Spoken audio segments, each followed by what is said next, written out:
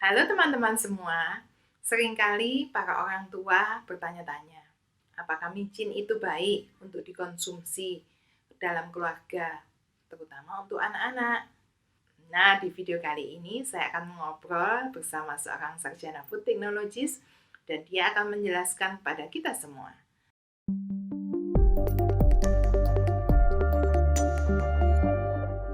Nah, ini sekarang kita membahas tentang MSG yang orang lain lebih kenal namanya micin. Nah, coba bisa diceritain micin itu apa sih sebenarnya?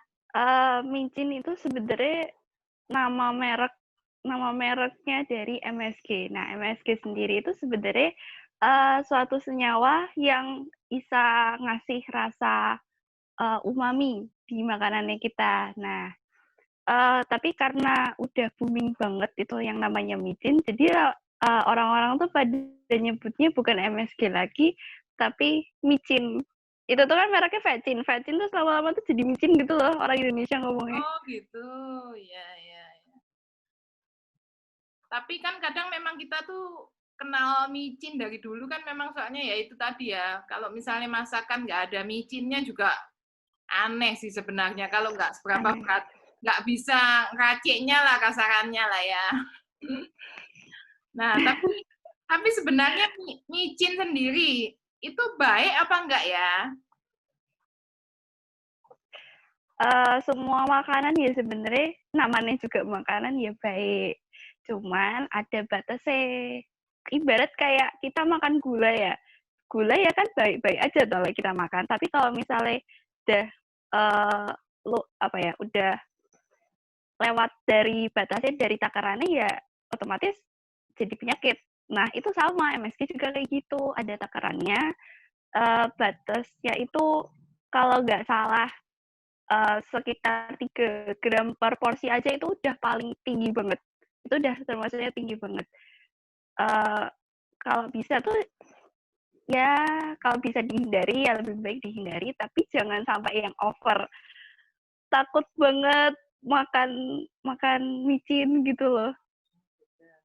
Ya, ya. Jadi selama normal ya. Jadi yang dikonsumsi pokoknya batasannya itu nggak berlebihan itu nggak masalah gitu ya.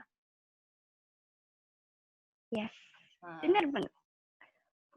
Nah, kalau misalnya kan ada orang kadang sekarang kan bilang, nah ini generasi micin sekarang ini anak-anak ini kan gitu kan banyak bilang kayak gitu kata-kata kayak gitu. Nah, apa benar sih micin itu buat orang jadi lupa, pelupa? Ada sih penelitian yang bilang kayak gitu, karena, di otak kita itu ada yang namanya asam amino glutamat. Jadi itu tuh sejenis protein yang ngehanterin apa ya, ibarat informasi dari saraf ke syaraf itu namanya ada neurotransmitter. Nah, si glutamat itu berfungsinya itu nganterin informasi dari dari satu saraf ke saraf satu nih. Nah, kalau misalnya itu berlebihan, otomatis kan kayak kerja otak itu jadi zrut zrut zrut terlalu cepat gitu loh. Nah, kadang karena terlalu cepat itu makanya orang tuh jadi cepat lupa kayak gitu. Hmm. Studinya bilangnya gitu. Jadi sebenarnya kalau masalah pelupanya dengan pasti itu enggak karena pengaruh micin sepenuhnya itu berarti ya. Enggak, karena kan micin sendiri itu kan monosodium glutamat. Jadi dia ada gabungan antara natrium, natrium atau sodium sama glutamat. Nah, glutamatnya itu yang ngefek ke sifatnya bisa apa?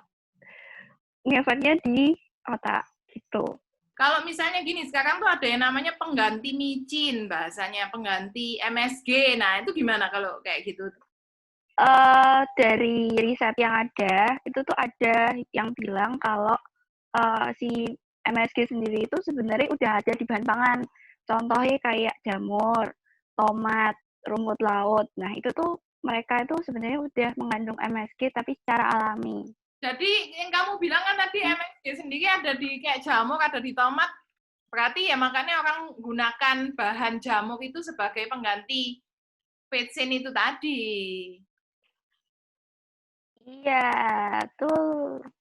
Oke, oke, Vel. Jadi micin itu sendiri ada teman-teman itu juga yang takut banget, parno banget mau menggunakan micin karena takut nanti anaknya katanya kalau konsumsi itu bisa autis lah, bisa lain-lain. Nah, itu kan nggak ada penelitian kayak gitu berarti kan ya, membuktikan bahwa kalau konsumsi micin aja bisa menyebabkan gangguan-gangguan gitu nggak ada ya sebenarnya ya. Kalau melebihi dari dosis itu memang ada gangguan, tapi kalau masih dalam batas normal itu sebenarnya nggak ngefek sama tubuh. Tuh. Kalau batas normal itu kan maksudnya kalau selama ya dicampurkan di masakan atau makan kayak apa ya ngomongnya ya, cemilan yang dikit aja nggak sampai banyak banget tuh masih normal kan ya harusnya ya. Nah, itu masih normal. Soalnya Tapi kalau memang kalau pengen ngurangin itu, misal kalau memang anaknya suka jajan yang micin-micin gitu, bisalah di masakannya kita itu rada dikurangin. Jadi kalau misal kita anggaplah kita masak satu panci besar gitu, terus micinnya 1 sendok teh. Nah, bisalah dikurangin setengah sendok teh. Terus nanti sebagai gantinya itu bisa ditambah tomat, jamur, atau mungkin rumput laut. Kayak gitu. gitu. Supaya kalau misalnya anaknya konsumsi misalnya snack-snack yang mengandung MSG supaya tetap aman, jadi takarannya itu balance gitu ya, makanan sama snacknya jadi nggak parno. Iya, Gitu. Nah, benar. jadi ada orang itu yang sensitif katanya terhadap MSG itu gimana ya maksudnya? Nah, memang ada beberapa orang yang punya alergi sama MSG, terutama itu asam aminoglutamatnya. Nah, gejalanya itu misal ada yang pusing, ada yang mual, ada yang tenggorokannya tuh rada sakit. Nah, itu tuh salah satu, bukan salah satu, itu beberapa contoh kalau dia itu punya alergi atau sensitif sama MSG-nya. Orang-orang yang punya alergi itu bisa menghindari MSG dengan cara mengkonsumsi yang sekarang tuh kan banyak kayak kaldu jamur. Feli, berarti juga ada banyak orang itu bilang kalau banyak mengkonsumsi micin bisa menyebabkan kanker. Apakah benar? Sejauh ini tuh masih belum ada penelitian yang benar-benar pure bilang kalau MSG itu bisa memicu kanker. Aku sendiri masih belum menemukan jurnal yang bilang kayak gitu. Selain itu aku juga udah cari-cari baca-baca di web yang memang terpercaya, memang masih belum ditemukan jurnal yang bilang kalau MSG itu bisa menyebabkan kanker. Oke, oke, oke, Fel. Nah, jadi pesannya Feli sebagai food technologist bagi para orang tua yang seringkali takut menggunakan micin untuk anak-anaknya apa ya? Untuk orang tua, pesan dari aku sebenarnya jangan terlalu takut atau terlalu khawatir akan konsumsi MSG karena sebenarnya dari BPOM, dari SNI itu tuh sudah membatasi jumlah MSG dalam produk pangan yang diproduksi dengan catatan produk pangan itu sudah terstandarisasi BPOM dan SNI. Selain itu, dari masing-masing pribadi juga bisa membatasi MSG itu. Misal, kalau memang sehari itu udah makan ciki 1 bungkus gitu, ya jangan sampai sepanjang hari cemilannya ya micin terus, bisa diversifikasi makanannya. Misal cemilannya lebih baik milih buah, sayur, misal juga salad yang kayak gitu. Jadi jangan terlalu parno banget sama MSG, tapi juga tetap menjaga batas konsumsinya MSG. Jadi kayak sadar diri gitu loh kalau memang sudah makan itu merasa itu oh udah banyak banget micinnya, ya jangan diterusin gitu. Terima kasih Feli untuk waktunya.